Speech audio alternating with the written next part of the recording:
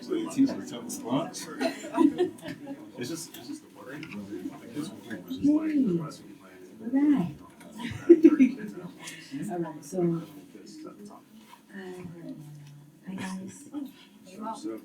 So I want to introduce the panel, right, which are like amazing speakers, friends of mine who are in the mental health field, do things to add to the mental health conversation. So let's start this way. We'll start with Most, and then we'll go down. Who are you, Most? What do you do? Introduce yourself to people. How's it going, everybody? Cool. I go by Most Jen, the poet, but my real name is Akram. I think that's like news for a lot of people that just know me as Most Jen. I'm an actor. I'm a poet. I'm a public health speaker. That's it. Right? Like with a cool. Yeah. I like to cook. You know what I mean? But yeah, that's about it. Hello, everyone. My name is Tylo. I am a licensed mental health counselor and a licensed professional counselor in New York and New Jersey. I'm primarily trained in trauma, EMDR. You can ask me what that means. But I serve like people of color, especially. That is a passion of mine, and yeah. Oh yeah, also like generational trauma is a big deal for me too, so that's something I'd like to focus on with my clients, but that's me. Oh yeah, and I love Jesus. So.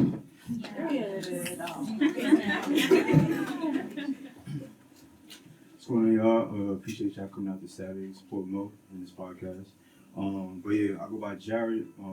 Most people call me Jar. I'm a health and wellness curator, so I started doing events with different health and wellness experts.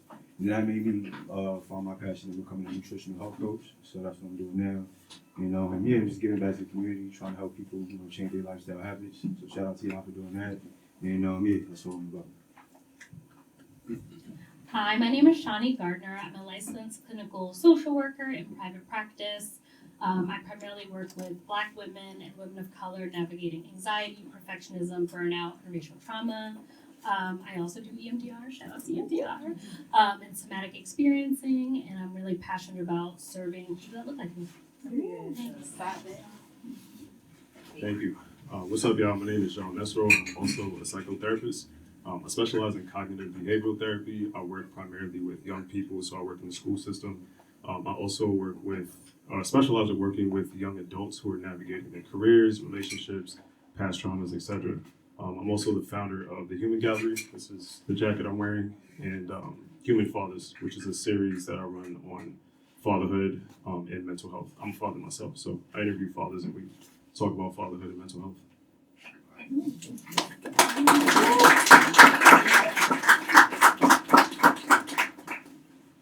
Yes, y'all know me already. I don't think I need to. I think so. Okay, hi. I'm Monique. I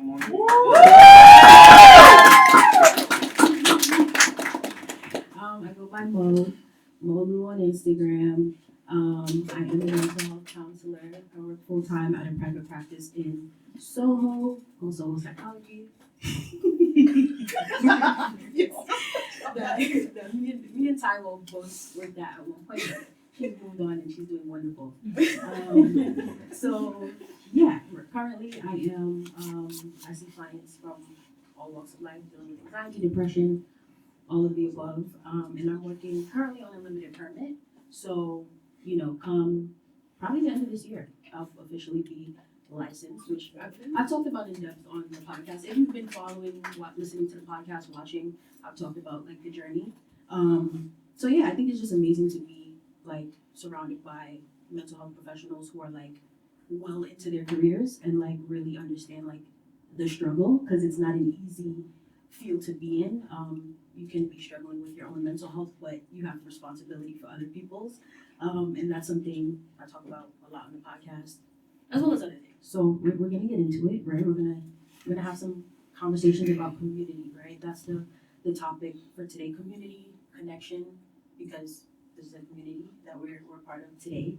And so yeah, I'll start with some questions for the panel.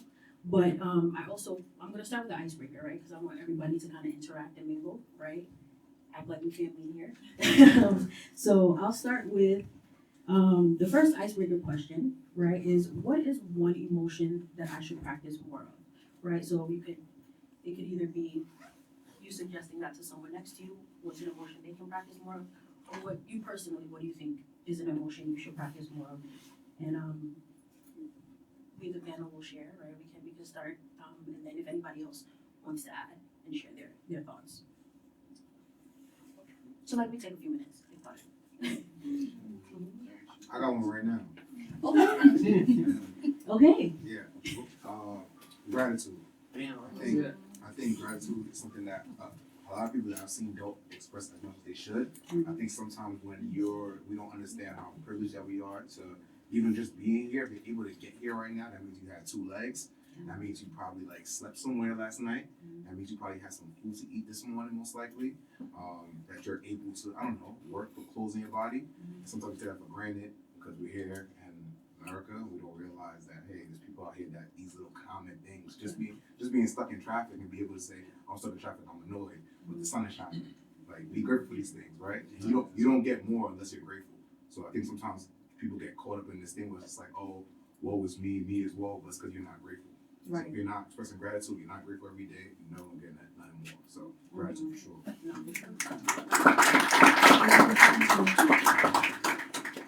Anybody else before I go to the panel? I think on top of that, patience.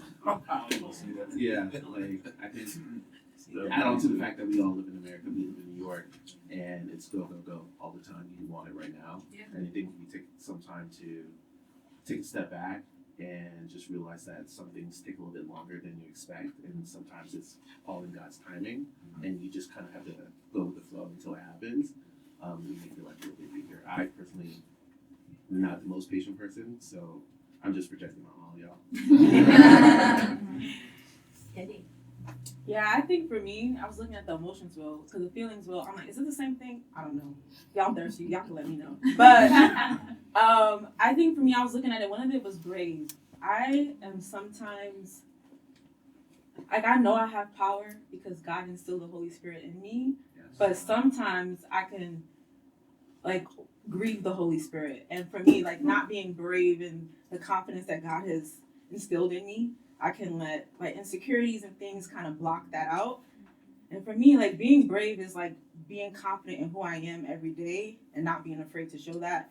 And a lot of times I gotta lie to myself to do it, but I want to make sure that that's something that I do every day in my job, in my interactions with people. I don't want to feel limited in how I express myself. Of course, with discernment, but yeah.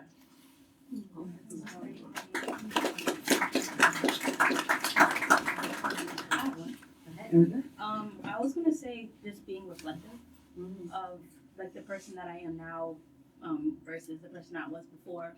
Like, look how far I've come. And just because sometimes you can just go and go. It's New York.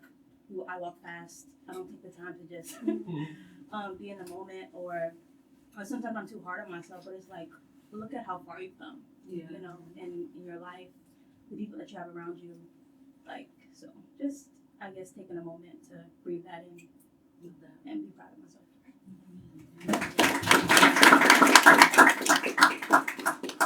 I would say, like, kind of piggyback off of being reflective, also just remaining present.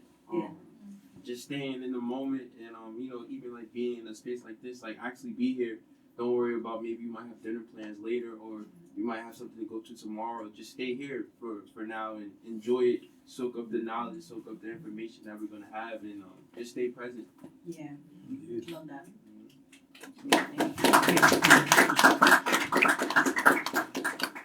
Okay, distinguished panel. So let's start with Jean. Let's start with you down there. So we can mix it up a little bit. Cool. I was thinking, I've actually, I like that you brought this up because I feel like this is something that I've had to come back to many times. But similar to, so I forget your name in the back. Trevor. Speaking of gratitude, so similar to that, I want to cultivate more joy. I'm a very like stoic person, and I usually just focus on like the next thing. But yeah, just taking time to actually enjoy like the moment, whatever that moment may be. So like even as a father, something that I noticed with my son, so he's approaching 2 this year. He doesn't need a lot to be joyful and to be happy. Like his joy comes from just getting up in the morning, running around, being present, like you just said, like engaging with me, his mom, anyone who he's around. Like he's just happy to be here. And I think just cultivating more joy and like being present, being alive, being grateful is something that I want to do more of. This might be an unpopular opinion, but for me, I think feeling anger more. I'm definitely the kind of person who's like, it's fine. Like, let me just push it down or try to ignore it. And for a lot of people that end up doing that, like it does sort of fester and it grows internally. And if you don't express it, that's when it really can eat away at you. So anger, it's not the emotion of anger that is negative or problematic. It's what we do with the anger. And so I'm in a position where I'm looking to use my anger to empower me, to make change. There's a lot of things that we need to be angry about right now. And I think that that's where our power lies. And that's where we can continue to push forward and make changes in our lives. And we are uncomfortable or angry or frustrated about the current conditions that we are in. And then that leads to that feeling of empowerment and really standing in, getting stuff done and making change. And then we can feel the joy and the gratitude and all that good stuff as well. Guess I gotta go the complete opposite. I'm big on positivity. I think, just like you mentioned, alluding to like troubling times and just the uncertainty. I think manifesting positivity should be at the top of my mind right now, because you can open your phone, you can check social media, you're only gonna see the negativity. You go outside, you may see something negative. So I think changing your mindset to try to think of things positively, like what they say that don't look at the glass half full, don't look at the glass half empty, look at the glass half full. So I think just having that positive mindset can really shift the way life is right now, and just trying to keep that positivity every day. So I know it's hard, but instill practices like breath work, meditation. I think those will help you lead to that positivity. Oh, sorry.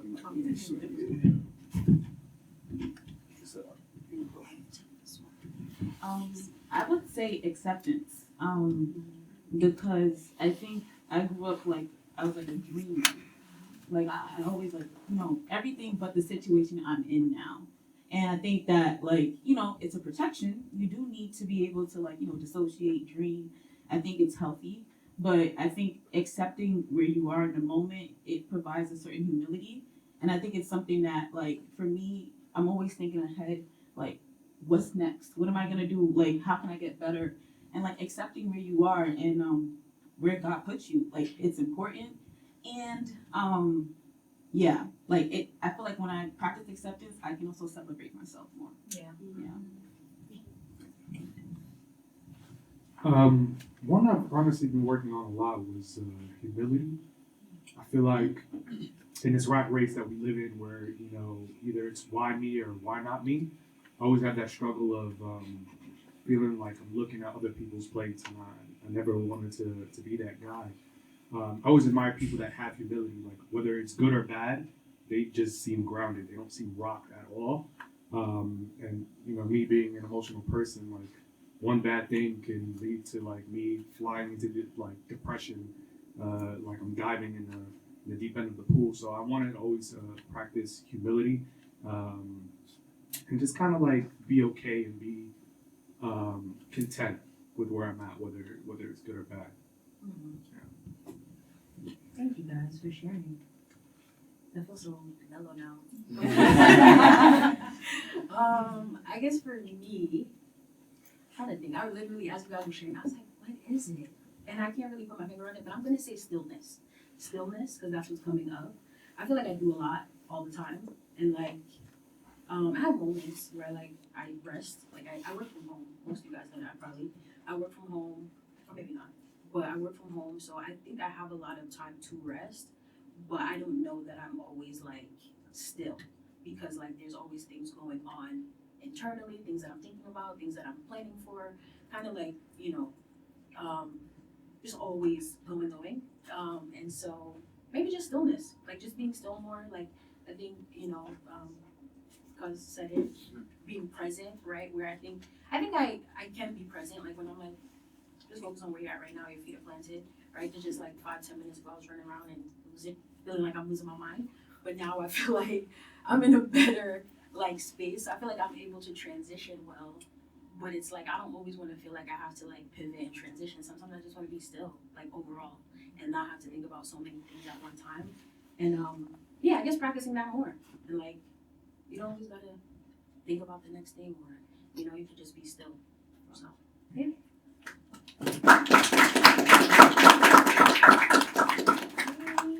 So next icebreaker question, and then we'll get into some of the community questions, right? How would you define healing? This is for everyone, right? If you guys want to take a few, think about it. If you have an answer right away, like Trev, how would you define healing? Yeah, take a few seconds, and whoever has a response can just say it. For me personally, I would say healing is self-reflecting and being self-aware. I think you can't heal it. You can't heal if you don't understand what's the root of the issue.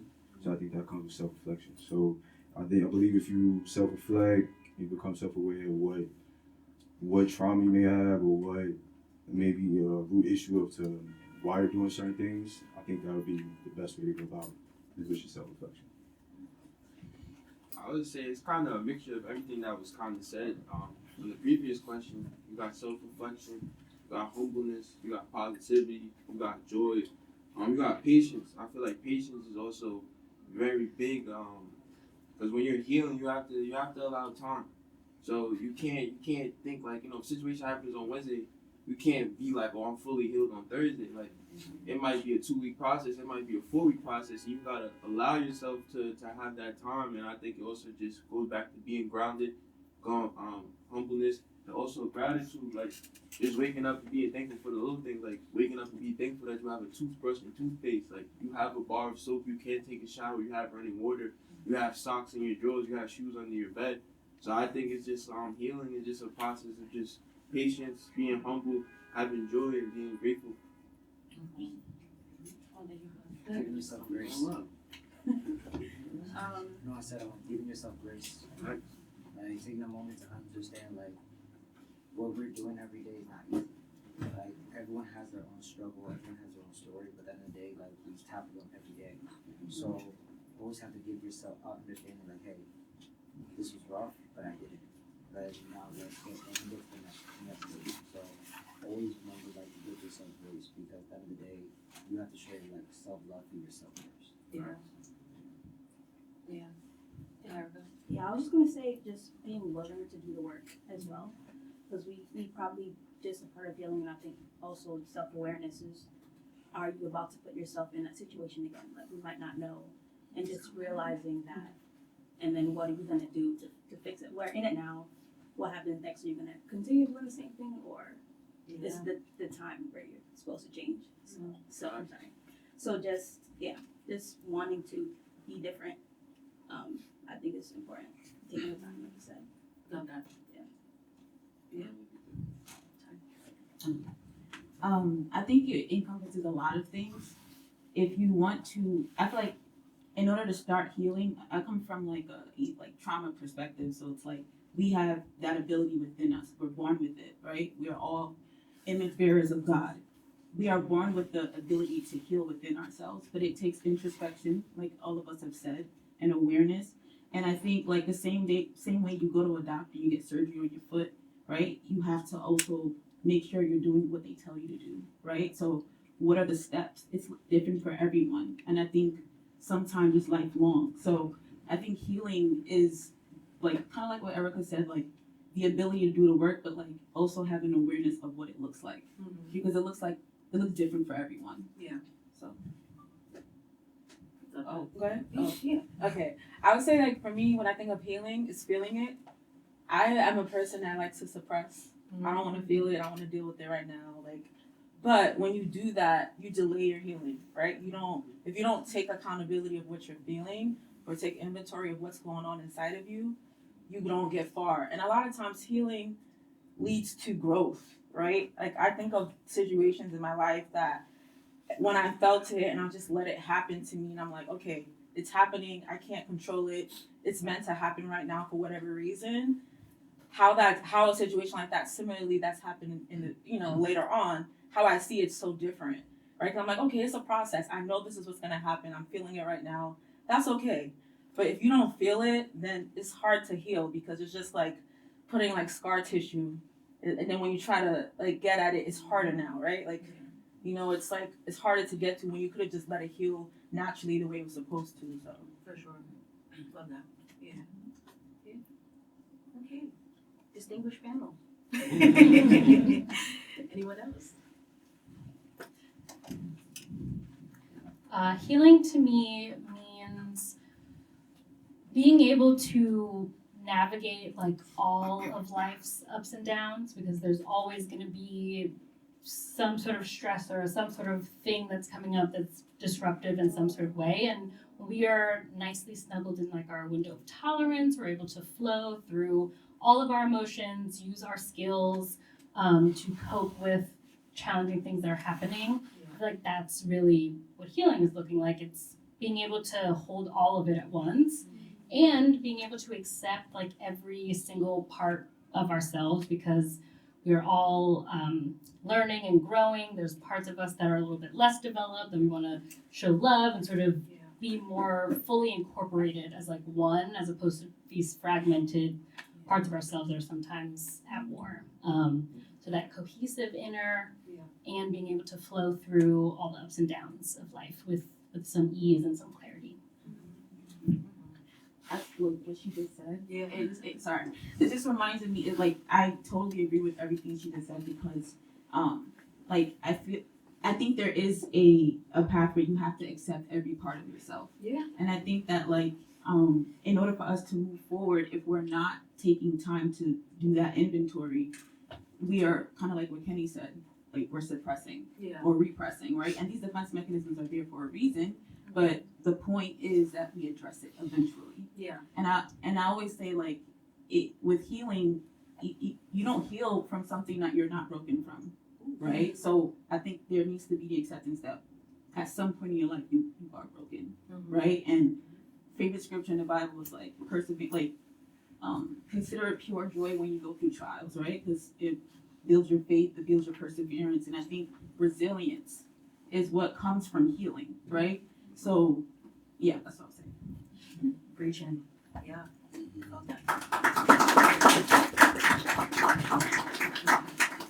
I guess I'll add a little something. I guess for me, I look at healing like the ability to like self-regulate even when like you're triggered, right? So for, like triggers are gonna happen like all day, every day, right? Like you may, and when they happen, you being able to, for one, like be able to like do the inner work, right? Like what was said, and figure out like, okay, well, what triggered me in this moment, and like how can I get myself back to a place where I feel fine, right? Like, and but not like rushing the process, just allowing yourself to do it, like allowing your nervous system to kind of do what it's, you know, what it's gonna do, right? So for me, I think just the ability to self-regulate in like a decent time frame, right? And even though there's no time frame, right? Like I don't want to say like you have to do it like in a week, but I think like, you know, if maybe, and I guess maybe to kind of look at like to know like if there's more work that has to be done, or to identify like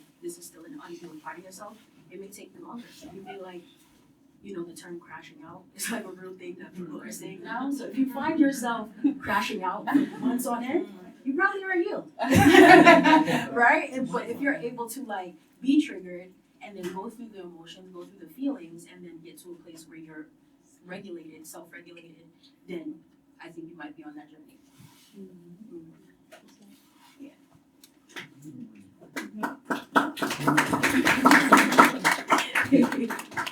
Yeah. Anybody else before we go to the next question?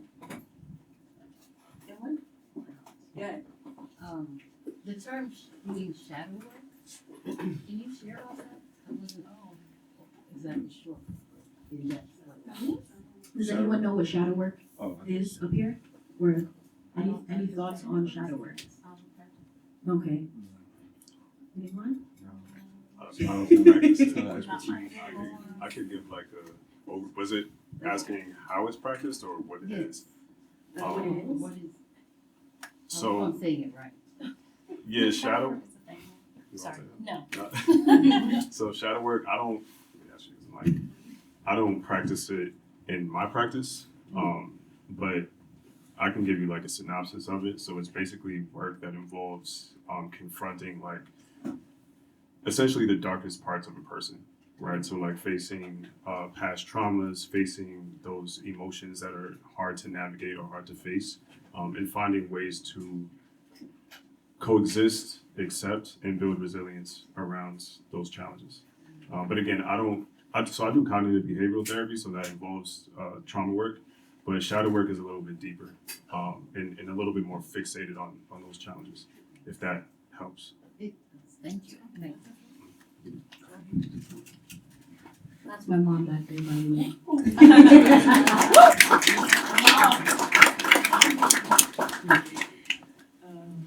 Okay, so let's get into community, right? We're gonna get into some community questions, and I want everybody to participate, right? You guys have been doing great so far. So I'm gonna start off with the first question, which is, sorry. When you hear the word community, what is the first thought that comes to mind? What's the first thing that you think of when you hear community? I think of alignment, just having people that are like-minded, that encourage you, that want you to succeed, the people that are for you. And I think you'll feel that with energy and just time and the love that they have for you. That's what I think of. Thank you. Anyone else? Good. I think community, outside of what you just said, alignment. Also, this is community right here. I think the lowest form of community, we all care about mental health and wellness, so that's why we're here today to hear people talk about it. So this would be a strong form of community. And then outside of alignment, your social life. This is a part of, social life is a big part of establishing community, figuring out the people that align with you, figuring out the people that will support you when things are good, support you when things are bad. So that's my I think community to me is means belonging, honestly. Just to be seen and supported. I used to always think community was very like close to distance, and I started realizing that community has nothing to do with how far someone is, more so how connected you are to them, whether it be your neighbor next door or somebody. The oceans between us, So I think that builds on connection to have with somebody and feeling like they at least can understand where you're coming from. Yeah, absolutely. Yeah. Any other? Yeah, I think of interdependence. The idea that like you are able to lean on people, but it's not to the point that you're codependent. Right. Right. You don't want that. But like interdependence is like being able to say I need help, but then also like being able to also like be there for yourself, right? So having safe boundaries, but yeah, I think the word interdependence. Love it. When I think of community, I think of like so many different things kind of pop into my head, and I think what is important to note is that like we each have like multiple communities in our lives that we're also a part of that can serve different roles. So we might have a professional community, and we have our girlfriends, and like that's a community, and then we have our church or things like that. And so there's something really beautiful about like one singular person sort of being in this web of other people and other places that really gives us the opportunity to have fullness in our lives as well. Because if we're just depending on like the same, one or two people, that is beautiful. And there's also a lot more beauty in having just a diverse connection to different groups and different people if you have the access to that. Yeah. And I also think community has a lot to do with like putting yourself out there. Because it's really hard to build community if you're home alone, not talking to other people. Yes. So go outside, y'all, meet people. But yeah, there's a lot of beauty that comes from the multiplicity of what community can be. Absolutely. Thank you. When you said the question was a word that comes to mind, Yeah, what comes to mind when you hear? I think more of a phrase. Well, I guess the word I use is strength. And the phrase I was thinking was, if any of you are familiar with the Haitian flag, the meaning on the flag means in unity there's strength. And so I think similarly to what you're saying, I think in different communities that we're involved in, we can find different kinds of strength. So whether that's being refreshed by your social life, whether that's being informed and like learning from others, being inspired, being encouraged, right? Like I think there's different communities that serve different purposes, but I think they all are under the umbrella of strength. So I think like just back to echoing what everyone was sharing, I think it's essential for us to tap into multiple communities so that we can get strength for different purposes because we all serve different purposes. Sure. Yeah. Sounds good. Okay. Thank you guys for sharing those responses. Yeah, so for the panel, right now we're gonna kind of go to the panel, right? Actually, this isn't just for the panel, but it could be anybody else too who wants to chime in, right? How does the work that you guys do build community, right, or add to community? Really, anybody could chime in, but I guess I'm gonna hand it to the panel first. Whoever wants to start. Oh, no. Whoever.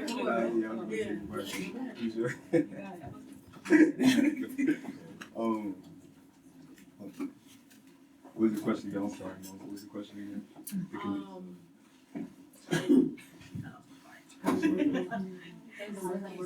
Yes, how does the work that you do Gotcha. build community? Gotcha. So I started in the health and wellness space by curating health and wellness events. That's how I met Mo. She came to my first event at Soho. Yes, I did. Yeah. So I realized what therapists, yoga instructors, meditation, massage therapists. I saw what they were doing to my life and how beneficial they were to me. So I decided to bring these people into a room and have them come on stage and not only share what they do, but also have people do a workshop. So that way they can listen and retain some of that information and hopefully take it home and share with their friends and family. So that was my way of giving back to the community, just trying to curating events to bring other health and wellness experts to show the gifts that they're giving the community and help change people's lives. So that's my part.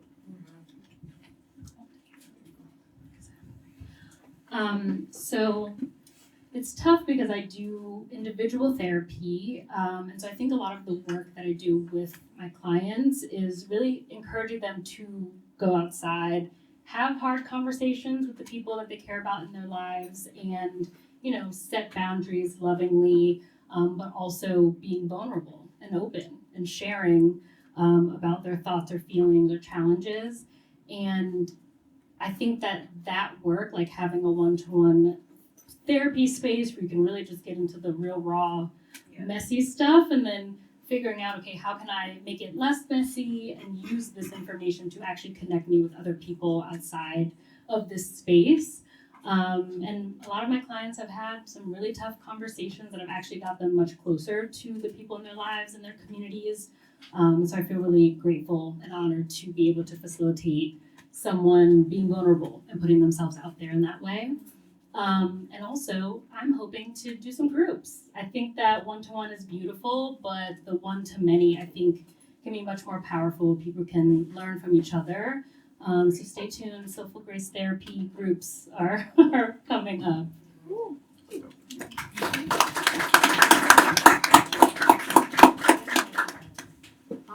I think, for me, my work fosters community in a lot of ways. One is that, like, anyone who is my friend knows that I talk about mental health all the time. I've gotten a lot of my friends into therapy, help them to, like, just understand that there's things they need to address. And I think, like, for me, it's like spreading awareness. Like, I'm Nigerian, come from a family of Nigerians, and we didn't grow up talking about mental health. My brother and sister can tell you that. We didn't grow up talking about mental health. I think I remember struggling so much as a child with depression and anxiety, not even knowing the name of it, and I was just told to be strong. Yeah. So one thing I do is that within my community, I try to like speak about mental health and like defy stigma, which is huge. And kind of like, so what's your name? Shauna. Kind of like Shauna, Shawnee. Yes. So, I'm so sorry. It's okay. I'm sorry.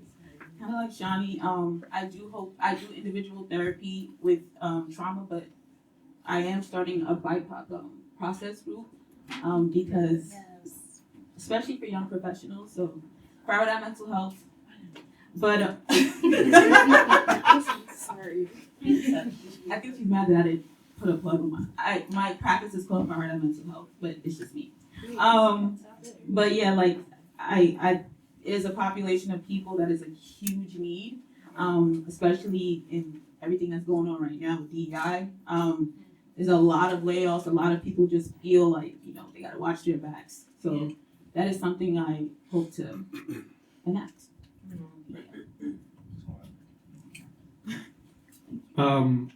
I don't have anything as extravagant as these lovely people here, but I did start something called poetic therapy, and a lot of the poetry clubs you'll know in New York, like Murique and Valerie.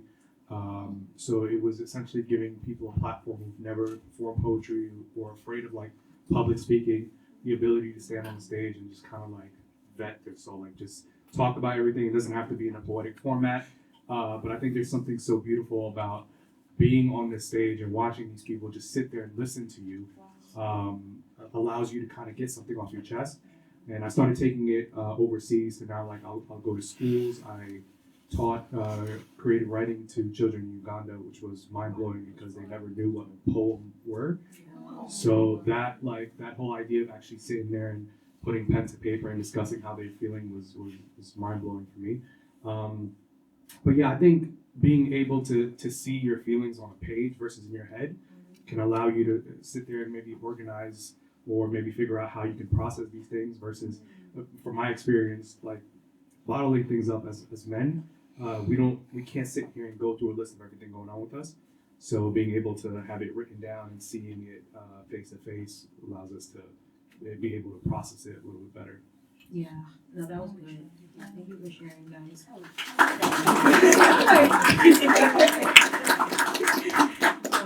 Yeah, and to add to that too, with like writing it down. That's why we always encourage journaling. Yes. Write your thoughts down on paper, because sometimes you don't always want to talk to somebody either, right? Like being completely honest with you, like a lot of times, and we kind of derail it a little bit, but I'm gonna get it back on track.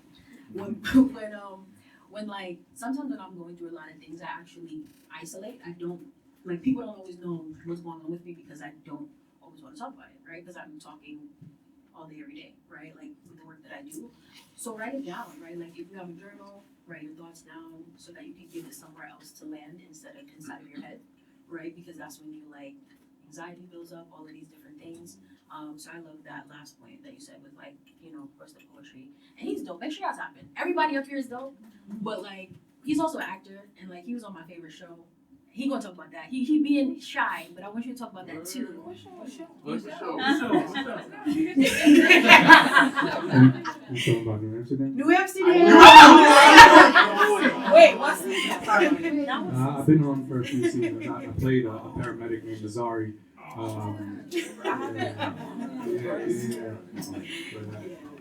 So that on top of the community work, I think you're great. You're great. I appreciate that. Yeah. So, but yeah, I guess just to kind of like add a little bit to the conversation, I have a podcast. That's kind of how that's the work that I feel like I did outside of like talking to clients and helping people individually.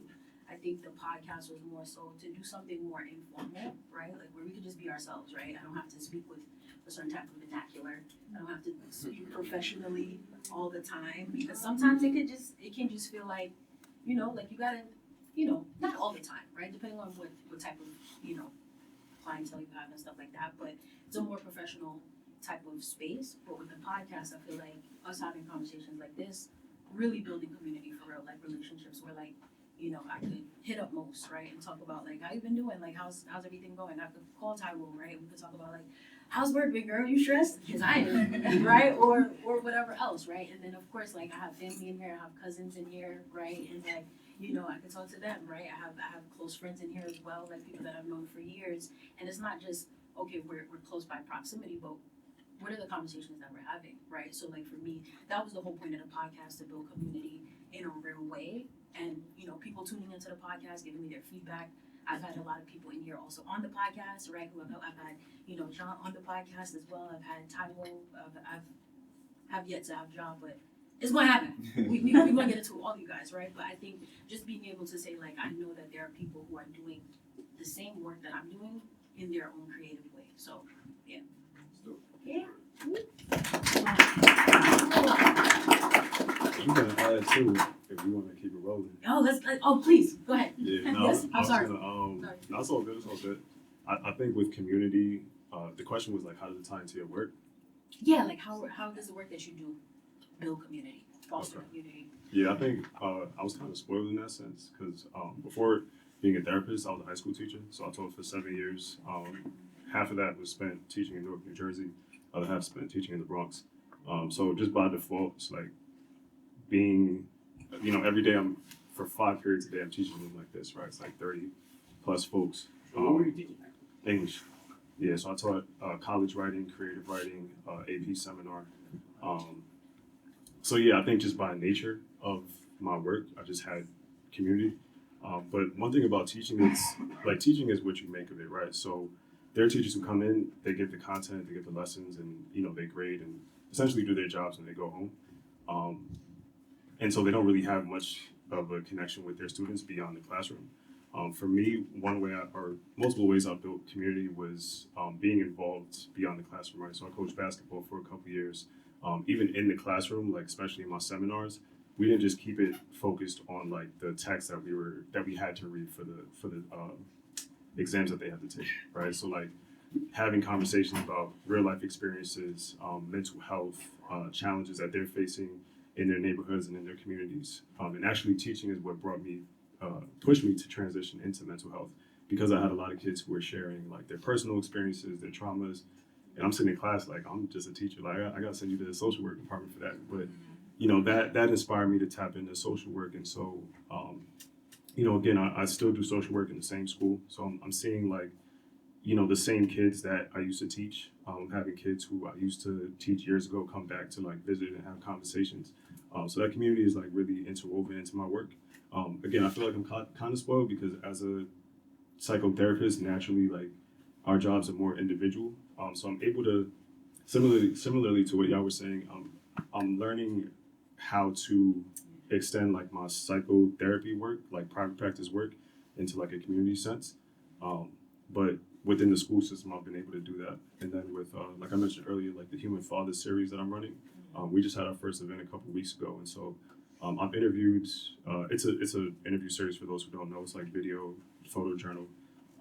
I've spoken to 30 plus fathers. So we had our first event, and you know, it was a chance to bring everybody together because naturally these interviews are one-on-one. So having everyone together talking about mental health, sharing their stories, their backgrounds, their experiences with fatherhood, that's another way that I look to build community. Yeah.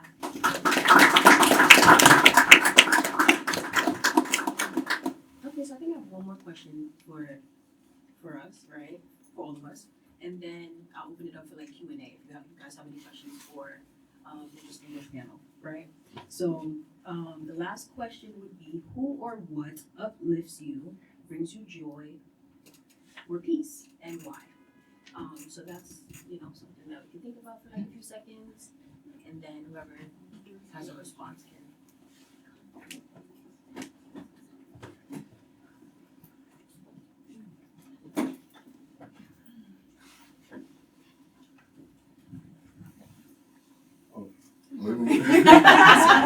I saw your hand go up. I saw your hand go up. I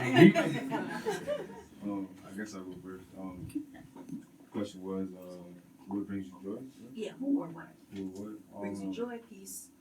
I would say being a part of things like this bring me joy and peace. Like just seeing like how many people are here to be vulnerable and be a part of a community that's talking about mental health and wellness, which is, you know, people just kind of shy away from it because they don't want to tap into those traumas and find the root cause of what they're going through. So this brings me joy, and also just being with friends, family. My girl back there, and chilling with my cat. So everybody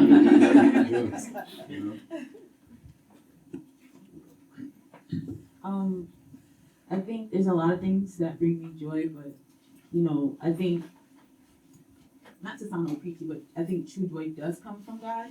But then He's blessed me with so much.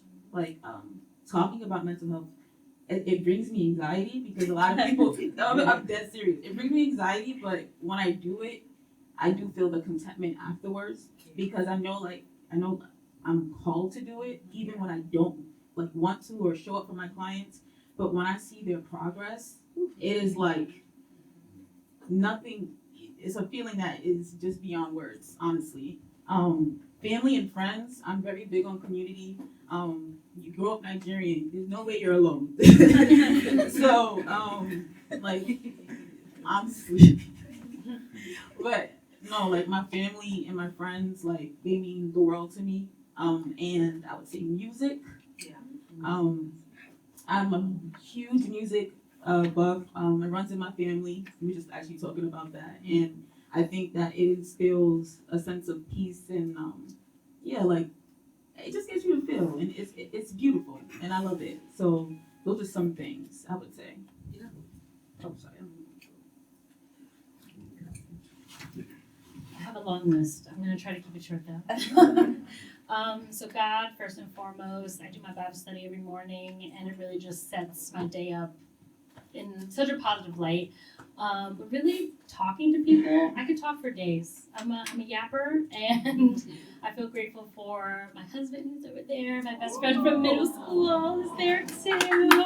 That's a great man. He can want to see us.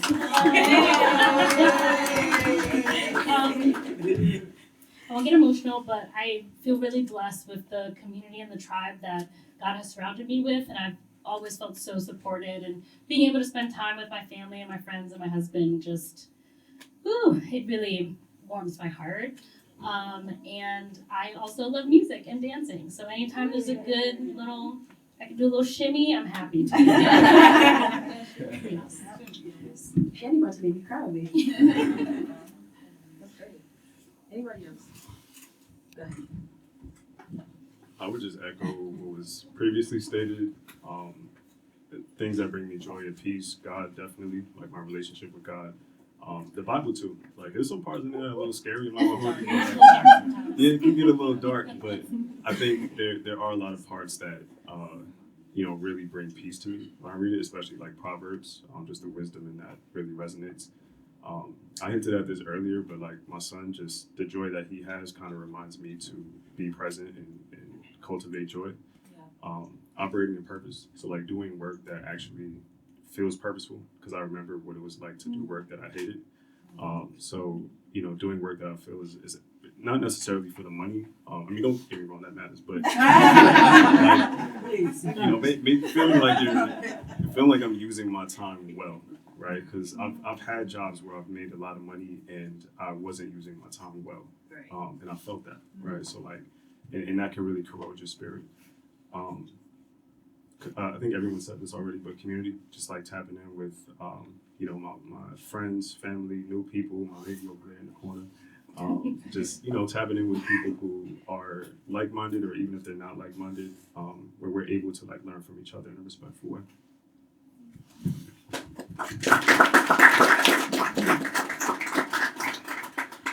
Anyone else? From the audience? Go ahead. Yeah, I also want to throw in love of my life as well, my wife. So our parts up there. When I'm thinking of uplifting, I can be at times a very pessimistic person, and I kind of always want to put myself down. And she gently kind of lifts me up, and I do appreciate that. Juxtaposed to having two of my guy friends that we've been cool for over 15 years now, that I like to call aggressive love. It's not tough love. It's aggressive love where they just be you can't ball, but I love you anyway. You know what I mean? It's different types of love that I appreciate. Yeah. And then like everyone else, having a community that you can rely on in different aspects, whether it be creative or it can be gym. Just being around people that have positive energy tend to kind of wash over you if you're feeling down. But yeah. Yeah. Love it. Thank you.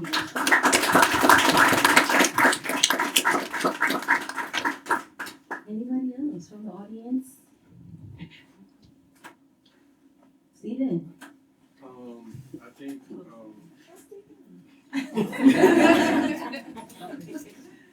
I think some of the biggest things are friends, family. I think also when you grow up with, if you grow up with big family, small family, or you grow up into a big family and you end up maybe losing a lot of family and things like that, it's important to like keep that as close as you can as well. And all of our families have drama and nonsense that go through a bunch of things, and people are stubborn and hard-headed. But for the ones that do want to stick around and the ones that do want to stay around you, it's important to keep that small knit around you to keep you going and things like that. And friends and I think networking, going out to events, especially if you're a part of, whether it's you're an artist or podcasting or anything of the like, because you get to meet a lot of people who are in similar fields, and maybe certain people that you're around can't relate to that, but you can meet to people that can, and I think that takes you a long way. And I do music myself, so music is a big thing for me. I started with poetry and spoken word, and I think, as you said earlier, like since young, I didn't know how to express and get emotion out. I didn't know how to talk to people or be vulnerable, and I think as a male, it was kind of hard to do and it was frowned upon. So I think the biggest thing for me was learning how to do poetry and express that and letting those things out, and then later turning it into music and creating something even more beautiful out of it, I guess. So yeah, all those things.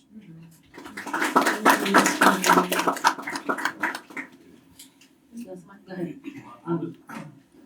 I would probably say like community for me, since I'm from upstate New York, so I came here when I was like 20, so that's obviously a very big pivotal point in your life. And then when you move, I moved from where I was from 18 years old, so obviously those are very pivotal points in your life. So for me to come here and kind of connect with you guys, for me is big, just because a lot of my family and friends are from upstate, so mental health for me is very big. So I was able to connect with Mo. I'm also a fellow podcast host, so I was able to connect with her. Yeah. But just kind of like find that tribe, you know what I mean? Because we all need that at some point in our life, and to be here and to be with you guys is very nice to be here.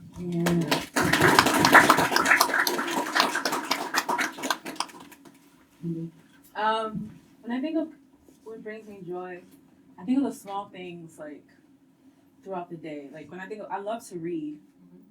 I love reading. And I like to, the idea of like disassociating a little bit. I know you can't do it too much, but just a little bit.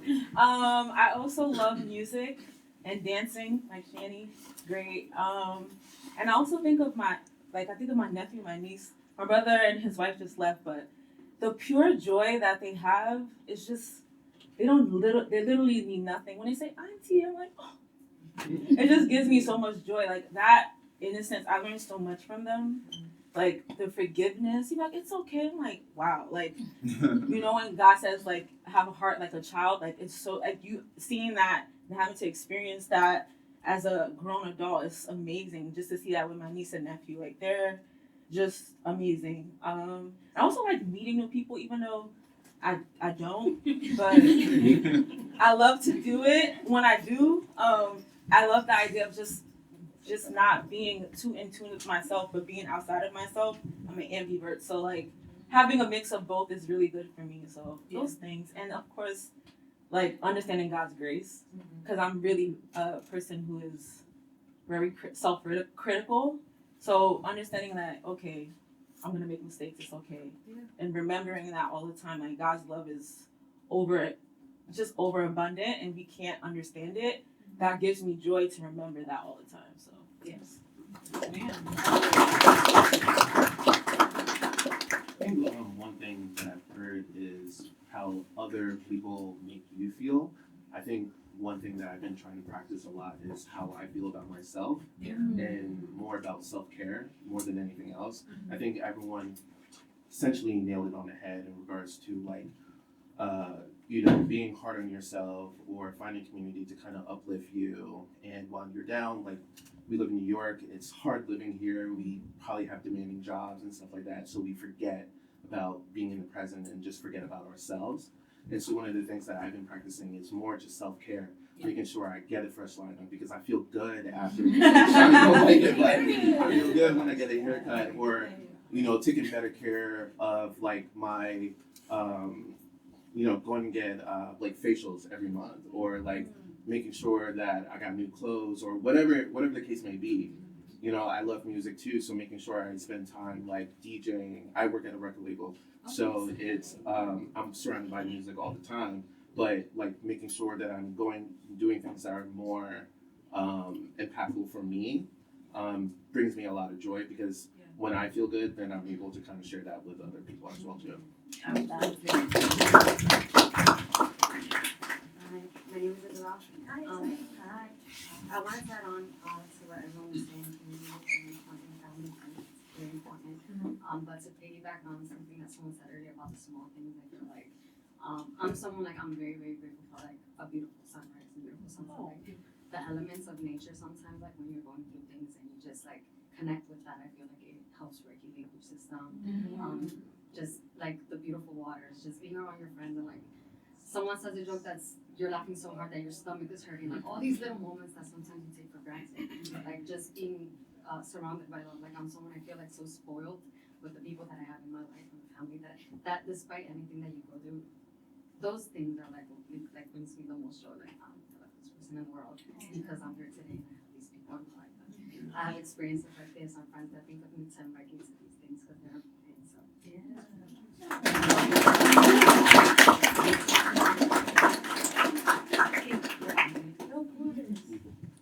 Ooh, that was good, y'all. I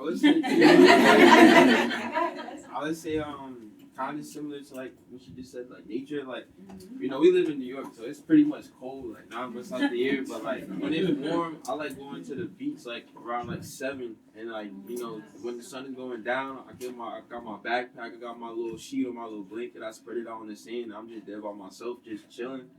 Sand, like, the ocean and the waves, like it's start getting a little dark outside, and like it's just peaceful. Like I'm by myself. You can just take in your thoughts. You can breathe a little bit. You just there, just like holding yourself, cherishing yourself, and like just being there. That brings me the ultimate peace. Like that's like my happy place during the summer and whatnot.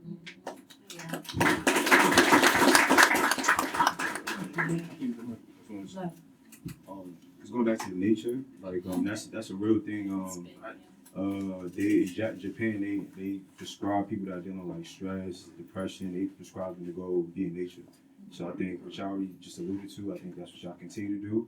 Especially if you live in a concrete jungle. So going to the beach, going to Central Park, going to Prospect Park.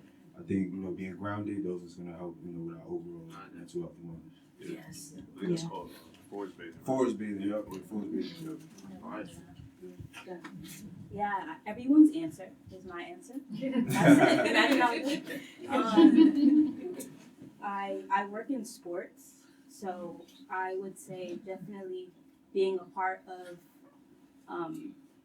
women's sports, I think definitely brings me joy. Yeah. Especially now that it's on the rise. Oh, it's not on the rise. It's been lit. But I'm just grateful to God that I think hopefully this is where He wants me to be at. So just being in my passion, I'm really grateful. Just watching the young girls just become who they want to be, just helping them navigate that.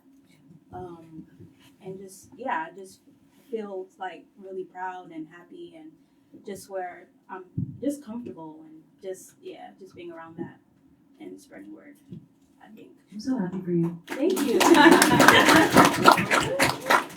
been a long time coming. I'm so happy for you. Thank you. You're welcome. Yeah. Eddie. Yeah, it's cool. What I would say though, about the was saying, and also what you were saying too, is just like the fact that nature is super important. Like during the wintertime, I don't like it. And especially if you work in the school system, just like, I forgot what's your name, brother? Sean. Just like, I can imagine like us as educators or even just working in the school system, you gotta get there early. So by the time you get into the school, it's already dark. And by the time you leave, it's dark. Yes. So I'm always encouraging like my fellow teachers, and I work at a school as a counselor. So I'm always encouraging like, yo, just that 10 minutes of sunlight or that 10 minutes of just walking out will just change up your mood. Yeah. And if it doesn't, if you don't think it does, I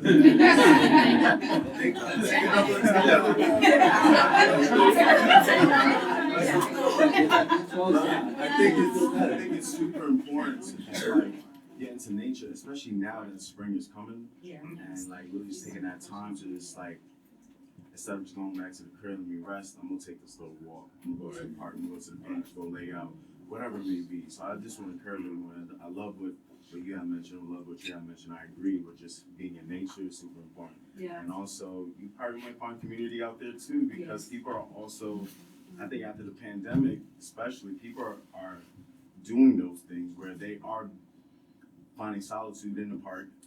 And I don't know, you just gotta really just find an opportunity, whether you can mingle with people, cool. If you're just going by yourself, cool either way. But I think just being in nature is super important.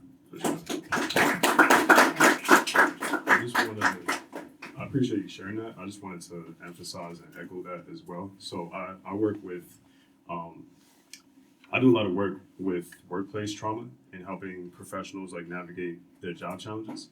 And so what you were saying, especially for educators, but even beyond that, is super important. Like taking that time to leave your workplace during the day, even if you need to take multiple times. I'm not sure, everyone has like a different work schedule and different expectations at their job, but even if it's like a bathroom break and going outside for 10 minutes, outside of like your lunch break, if you have one, it's super important. And I also wanted to add on to that too, just taking it back to community, like if you don't work in the community that you live in, tap into the community that you work in, right? So like whether it's the bodegas, the stores, wherever you get lunch, folks who are working like around you that can really help with boosting your morale while you're at the job. So like, I'll give you an example. Like for me, at my job, I always go to the bodega, like always, like every day. It actually like annoys her because it's not the safest area, but it's like building that community with the folks around me. Like I learned that dude who makes my sandwiches every day, like his daughter, I'm her counselor, right? So like, it's extra love. He's shaving some money off of my food. He's added to my sandwiches, right? So like there's a lot of love out there. I think it's just a matter of tapping in. And it's also too, I would just emphasize like not being too concerned with similarly to what I'm sorry, I don't remember your name. Oh, I never said. My name's Roy. Roy.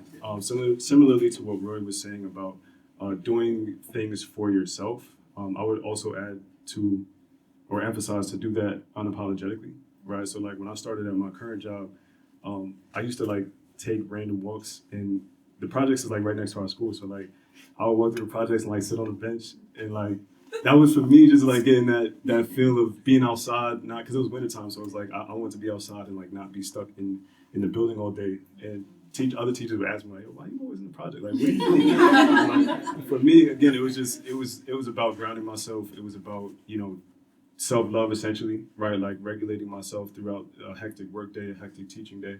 I'm not saying you gotta go to the projects to hang out. I'm just saying like whatever it takes to regulate yourself, even if it may look weird for lack of a better term, or may seem uncomfortable for other people. Definitely put yourself first so that you can nurture the people that you serve.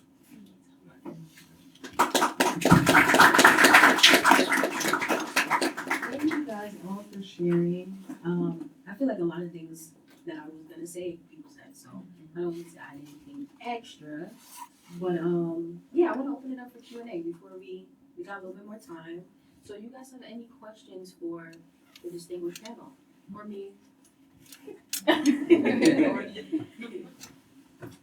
questions? I have a question for Mo. Well, first, I just want to give you flowers and say, thank you.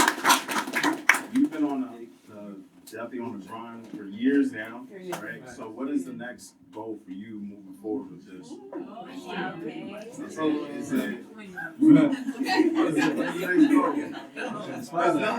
For real, this has been like blowing up really in an amazing way. You know, I was just talking with my brother, and we were just talking about how like, yeah, this is becoming even bigger.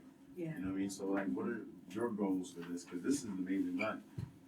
Come here next year, we're gonna have like 100 and plus. You know what I mean? Bigger venue and a bigger space. Yeah, for sure. Thank you, Eddie. And good question. I feel like my crazy part is like even when like early on when I started like doing a podcast, and I had an event in 2020. It wasn't a live podcast, but it was more of like just like a mental health awareness event. People come out, hear from speakers. Most actually, perform poetry at that event. But it was, I think my answer is kind of still the same as it was back in 2020, which is like, we kind of just seen what happens. Like that's kind of how I've always like this wasn't even necessarily a plan, right? Like I always knew like from very early on that I wanted to be in the mental health field since I was like in middle school, and then I kind of just followed that path. But the podcast, I decided to start podcasting in my senior year of college. So that was like before anybody knew what podcasting really was, right? So like I was kind of trying it out, and I was like, I knew I wanted to combine like mental health with like media, right? Because I was kind of into journalism in college too. So like I was trying it out, and then people kind of took to it. So I was like, oh, this is like people want to hear this. People reach out and be like, keep going, like, like when's your next episode and stuff like that. So for me, it was a thing where like I didn't even see it kind of like turning into this. So for me, it's like now that like it has built community in a really great way, I think I'm gonna keep doing what I've been doing, which is like we're gonna figure it out. We're gonna freestyle. And I hope like the right people, the people who I'm supposed to be in community and in alignment with, see it, right? Like social media, a lot is where like I put the clips up, right? And people gravitate towards it that way. But like I feel like real like live in-person connection is kind of a part of my vision for the future, is like getting people in person. Like it's so much social media, our brains are low-key fried. Like we need more like in-person connection. So for me, that's kind of my vision for the future is like, yeah, more of these conversations. And we want sponsorship, of course. We want to be able to get money to make this bigger. Not money for me, because like if you look up how much therapists make, it's not that much money. I really want y'all to understand. Like for some people, depending on where you are and how far you go. So it's like I'm not doing this necessarily for money or like accolades. Even sometimes the imposter syndrome creeps in, and I'm like, I'm really doing this, and it's like but I think just being able to connect more with people, and for people to get help, right? Like people are walking around struggling, and you may not even know it, right? Because they got on designer, right? And it's like, no, but they could really be going through it on the inside. So for me, that's always the goal: keep helping people, keep building community. And so like, yeah, I'm just gonna take it day by day. That's my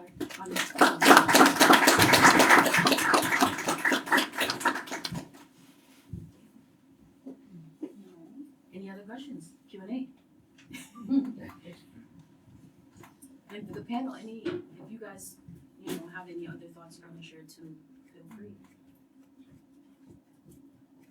You go ahead. No, you go ahead. You go ahead. I was just gonna say, when it comes to community, like, as therapists, it can be lonely, like, cause you're in a room with a client, right?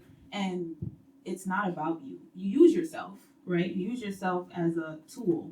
I like to think that, but it can be lonely. So I think building community amongst like us, like I find that is so important, and I think because of that, we're able to help even more people. When you connect with other professionals, they can, oh wow, I can fulfill this need for this client. I can fulfill this for this person, So that domino effect. So I think it is so important, and it's something that I've tried to do so much more this year. Mo always pushing me too. But I think it is so important. I just see the fruit of it, Yeah.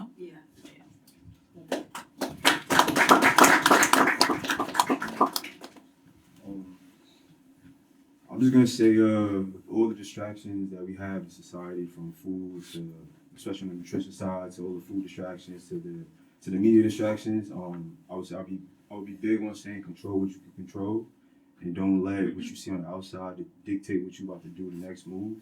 I know we try to compare and contrast ourselves to what we see in public. I think we alluded to that earlier. So I think just control what you control and know your purpose. Know what aligns to you, so that way you can stay on that path and reap the benefits and create synchronicity amongst your community. So I think that's huge.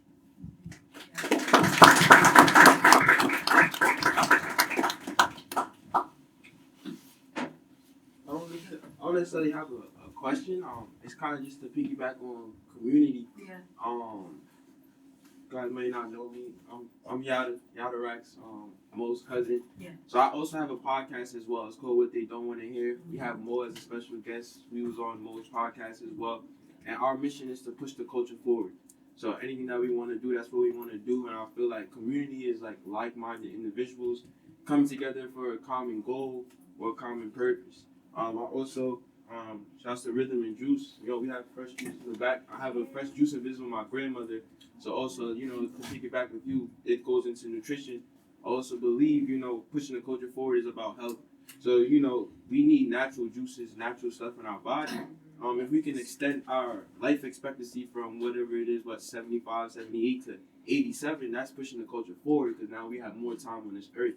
You understand what I'm saying? And I'm also a pop artist as well, so I make music for people to feel good. As she said, she do a little shimmy, she's happy. So I want to make music that's lasting. We don't have to talk about killing people and bringing our people down, bringing our community down. Let's uplift them. Let's give them good vibes and good music that's here for a lifetime. You can play at a wedding.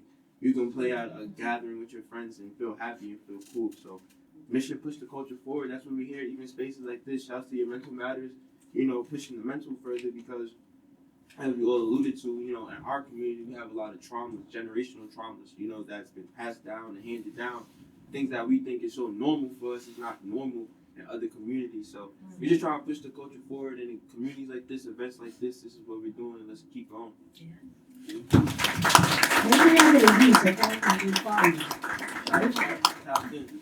Yes. Yeah. I have a question. So going back to the healing journey, and I think someone mentioned about being patient. Yeah. I am not a patient person. I like results right away. And as someone who's been in the therapy journey for like a couple of years or so, maybe like 5 years or so, I have a new therapist. And my question is, it's like, how do you know if it's working? Because what I feel like is, every other week we're talking and chatting, and I'm like, okay.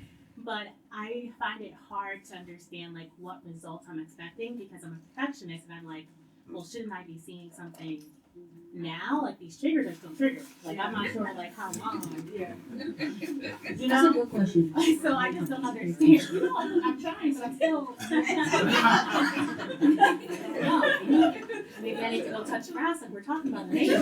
But I need something. I need to understand what I should be looking for, I guess, like in my therapy sessions and therapy in general. Because I keep quitting therapists, and that's not probably healthy. Wow. What a fantastic question that I contend with all the time with my clients. I think first and foremost, I would recommend just getting really curious about like why does it have to be so goal oriented? Not that it shouldn't be, but healing is something that is like felt and experienced, and it's not always quantifiable, especially when we talk about like the DSM and like these measures that were created for and by white people. Sometimes like our presentation with some of the disorders or whatever the case may be doesn't quite fit so neatly into these boxes. And so I might get curious about like, I like to ask my clients like in a year from now, how would you know that therapy worked for you? Like, are you happier? Are you able to have harder conversations with people? Are you more vulnerable? Are you, more appreciative? So I think just being curious about like, does it have to fit in this very specific box where I'm checking the list? Yeah. Or can it be a little gray and a little like, mysterious? You're like, I guess I haven't gotten to a fight with my partner in a couple weeks. That's progress, like that's growth in a lot of ways. So yeah, I would just challenge you to think about like what could healing look like for me out of the box. Yes. I hope that's helpful. Thanks, I have lots of thoughts, Yeah. but I'll end there. Thank you. You do, Lisa. She did me. That's good, right? I'm not the I'm just kidding. But I think so. It's so funny because I get this question a lot from my clients. I think that like people think that from when you get there's point A and there's point Z, you feel like it's just like you're only looking at yourself that the fact that you're like C, right? But in between C and Z, there's D, E, F. You understand what I'm saying? So what I'm saying is that like it's the small steps. That's one, and it's not linear. We're always going. I think of life in cycles, right? Like think of it like you start in the middle, and you start going in a spiral. We're always going to encounter these things, right? Because that is just the way life works, right? So you got to think about 2 years ago, how did I confront this versus now? What's the change? You know, that to me, like it may be a little, it may be a lot, but it's still progress because it's lifelong, right? I don't mean you have to be in therapy lifelong. And I think therapy's not for you to like, you know, become perfect. It's about being able to persevere in the life that we have because we're all gonna go through things. It's not about feeling good either, right? We want to be in a space where we can stand in the face of a storm and have the tools to do so, but like helps us become better people. We still have the same problems a lot of times, but it's about our perspective on it and how we're able to now address it. So, and I would also say a lot of times with talk therapy, it's great. And I think that also, but I think sometimes people need a little more. And I think incorporating movement and like somatic work has been a huge game changer for so many people. That is something I will always recommend, even if it's not in therapy, just incorporating movement, mindfulness, like, you know, Eddie was talking about nature.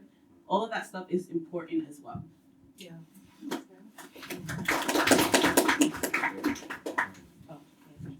Oh no, I ain't going. I was gonna actually add on to that. So I would echo what both of you were saying. I would also contrast it a little bit, and the reason being is that I think it really just depends on what you're looking for in therapy and the type of therapist you work with. So, for example, with my clients, we do take more of a goal-centered approach. So within like the first 2 to 3 sessions, we list at least 3 goals that they want to work on in their time in therapy. And so that helps with like direction in therapy. That helps with answering some of those questions, like where do we want to be by this period of time. It's important to be very specific about those goals, right? So like if in the goal setting process, we aim to be measurable, right? So like how can we measure progress? Again, it depends on what you're looking for in the type of therapist, right? Because if I'm working with someone who, let's say they want to develop healthier ways to communicate with their partner, that may be different from someone who's, you know, unpacking trauma that they've had for years, for example.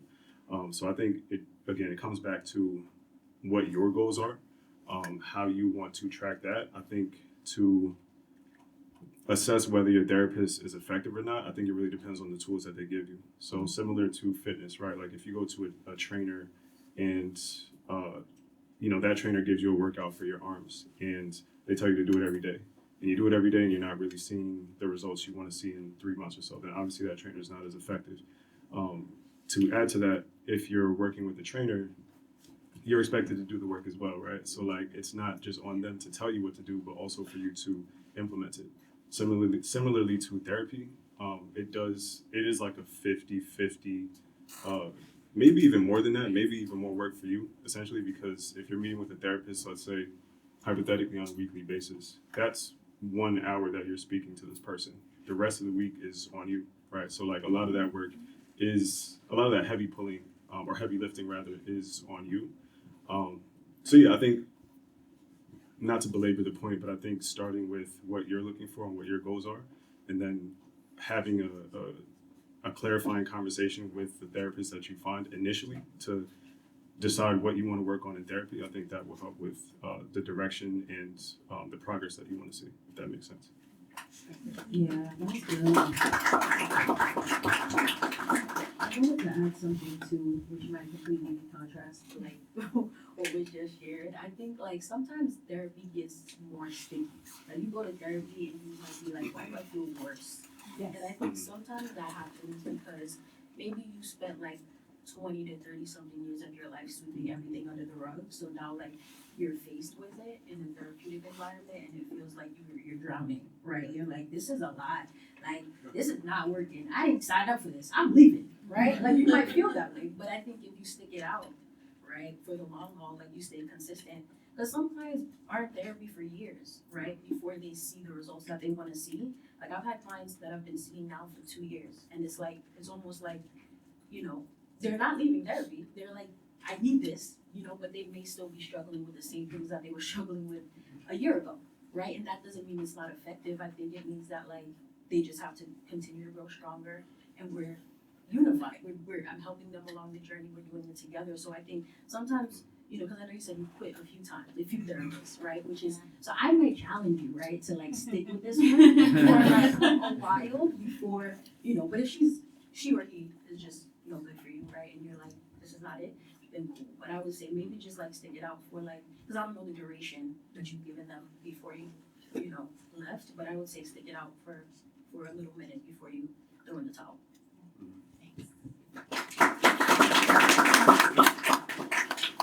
All right, similar to Jaleesa, I don't really quit my therapist. I think I have a people pleasing mentality. So sometimes I'm like in therapy and I'm like, oh, let me give them more time. Maybe, and then I realize I'm like, this is detrimental to myself. So I have a great therapist now, I think. I think. Oh, you think so? I do. Oh, okay, great. But I think for me, what I'm thinking about is like the same thing. Like, I don't know. First of all, I'm kind of confused of like, I don't even know necessarily what I want to work on, but I know that I don't want to carry my trauma into something else. Like, I know that for me, I've gone through a lot as a child and as an adult, and I'm like, I want to be able to navigate these things. So for me, like, goals necessary for me don't work. I think goals give me pressure and anxiety because I'm like, I need to now have a perfectionist mentality. So now I have to adhere to these goals. And now I'm working towards people pleasing and making sure that my goals are adhered to or met to please the therapist. Like, what? Like, this is for me. And I'm like, so that's the part that I'm like trying to navigate. Like, how do I approach therapy where I know that I need help in certain things. I talk to her and I know she understands my issues and things of that nature. But for me, I'm wondering, like, I don't even know what the specific goal is, right? I tried EMDR. It didn't work for me. She doesn't think I did it well, but I don't think, it was just like, I'm confused. I'm touching I don't know what's happening. And I think it does work for certain people, but I think that I'm an anomaly or something. But I'm like trying to figure out what works for me. Also, like when they give me homework, I low-key don't do it. I know I shouldn't. But again, that's like pressure. It's like, you know? But so she does, I think she meets me where she's at, but I'm like, and I know you can't do therapy wrong, but I think that's where I'm at. I'm like, what am I doing that's not working besides not the homework? Yeah. Yeah. Can someone also answer what is EMDR? Thank you. Whenever Yes. Yes. Well, I know you said you do EMDR. Yes, I do. Oh, you both do. So I'll let you answer that. But yeah, it does have to do with eye movement. But I just want to maybe not answer, but give perspective on your question. I think with therapy, fit is very important, right? And so I think with every therapist that you meet, it's important to like have the consultations to ask those questions, right? Just to ask their style of therapy, get to know them. And I mean, usually it's a short block of time, maybe like 15 minutes or so, maybe 30. But take that time to just check the vibe of that therapist. If you do proceed with the therapist, I think those first couple of conversations should be more like rapport building than anything, right? So like even with, like I said, I take more of a goal-centered approach, but it's not so much of giving you an assignment and checking in at the end of the week to make sure you did it. It's just more so what direction do you want to go in so that I can support you in that direction. So it's not really about getting a specific or holding you to a standard of reaching like specific results. It's just more so guiding you in the process of going in the direction that you want to go in. But again, everyone's different. So I think checking those vibes within that first consultation or those first meetings can really help to assess that. And also just having like those concerns, like share them with your therapist. So I have a client who has similar concerns who like, she'll tell me like this week I had a lot of anxiety and, you know, I'm actually doing worse than before when it came to X or YZ problem, right? But like being comfortable enough, I'll even go as far as to say this. I think if you can't have those conversations with your therapist, then you shouldn't have them as your therapist. I think you should switch it up. So I think your therapist should be comfortable enough to be as transparent as possible, if that helps.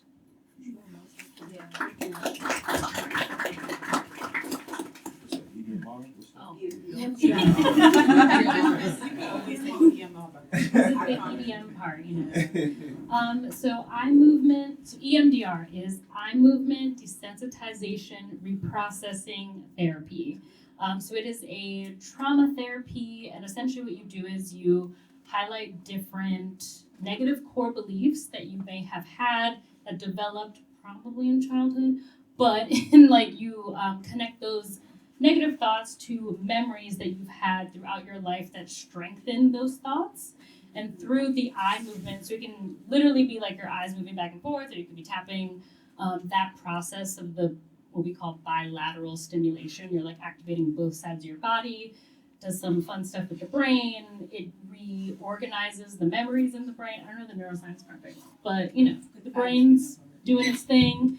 And it really is interesting, and sometimes it feels like a weird intervention because it's very different, but it involves the body and the brain, and your memories get stored differently. Yes, you have to believe that it works. Sorry. Also, talk about what you do before you do the touch-up.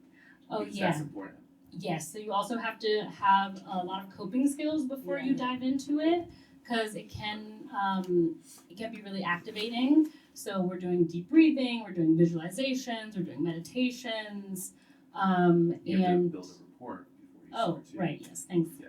Yeah. You also have to build rapport before you start. You have to have trust with the therapist. So that's first and foremost, and then you get into all that good stuff. Yes. Yeah. Well, I'll just add that like it depends on the person what the resource is, because there's like set resources we call our coping skills. It doesn't work for everyone. A lot of people who have complex PTSD can't visualize, right? So I have to now, like, it can be music, right? Like one of my clients has schizoaffective disorder, bipolar type, right?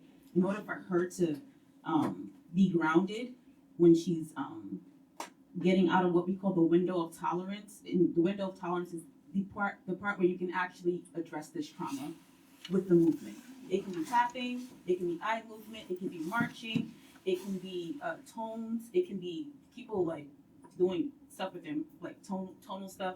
It depends on the person. And the goal is to now, this memory that you had from childhood has effects, right? Think of it like, okay, I saw a dog that bit me when I was 5. Now, whenever I see dogs, I run, right? So what do we do to reprocess that? We go back to the memory and we utilize the movement to now reprocess. And it's kind of like what you're doing is imitating reprocessing in our brain. You're imitating it.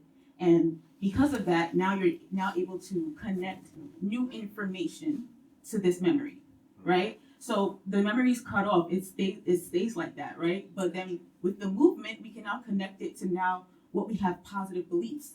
Because the negative belief was with the memory, right? So when you connect the positive belief, you have a new perspective. It can take a month, a day, 2 years. It depends on the person. But yeah.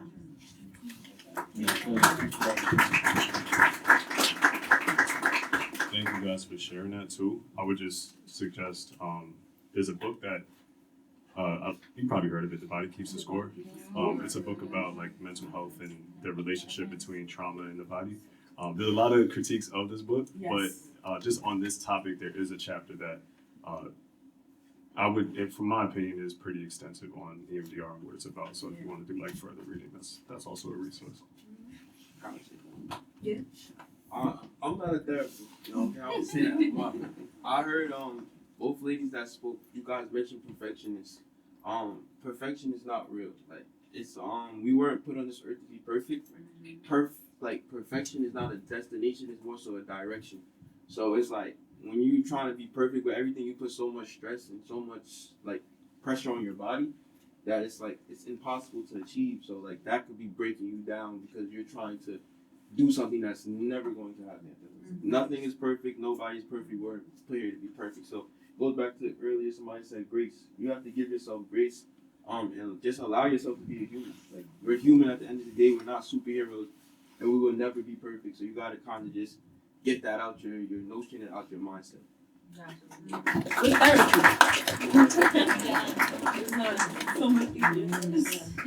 And I have one last question right before we wrap up and open it up to Curve Lab for anybody that wants B12 shots.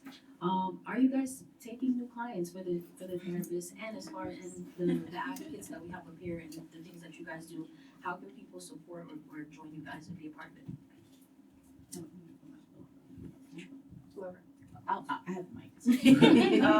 Yeah, I am actually accepting new clients. I actually just started my own private practice. Woo! Yeah!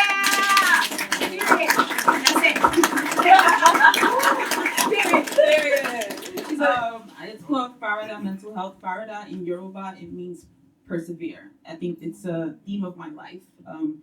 If you know me personally, you know that I've come from a long line of trauma, from physical to sexual to mental. So, and I think that the fact that I'm here is a testament, and but it's also the work of like addressing, confronting things that many people don't want to, and that's what I like to help my clients do. I'm very big on helping my clients to confront, but at a pace that is,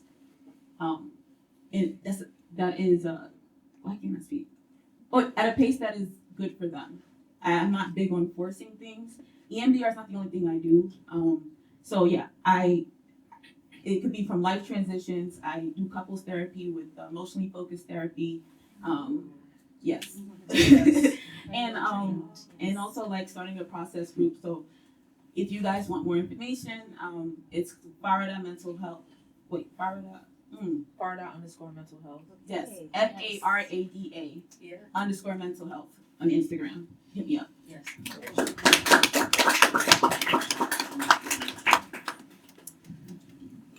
Yes, I am accepting new clients. Come through. Thank you. So my practice's name is Soulful Grace Therapy. So you could look that up, soulfulgracetherapy.com. I'm also on Instagram, Soulful Grace Wellness. So check me out. I would love to connect with anyone here. Thank you, Mo. This has been a really beautiful, wonderful experience. And yeah, I hope to connect with you all again.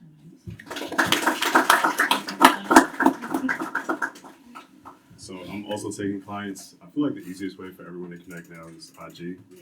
Unfortunately, I have mixed feelings about that, but it's just John the Human. So it's JEAN and then human, spelled like this, HUEMAN. So I have all my links on there. So if you're interested in therapy or if you want to see the Father series or any other work I do, you can find it all there.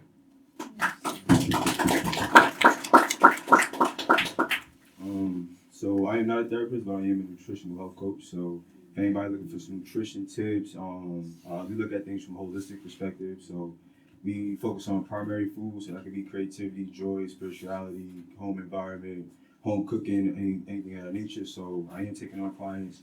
I do give a free health consultation first, just to get to build rapport with you. So you can find me at prominent_job, and I also do have the Wellness Takeover, which we will be having another event, a wellness brunch, April 19th in the city, and then we also will have a wellness takeover event in June. So you can stay up to date with that through the Wellness Takeover page. Exciting.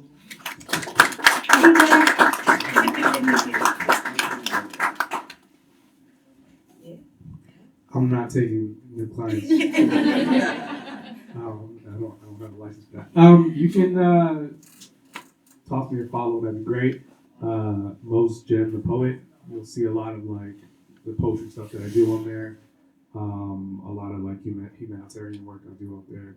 And if anyone wants to connect, I'm always for like expanding the community and, you know, being there for one another.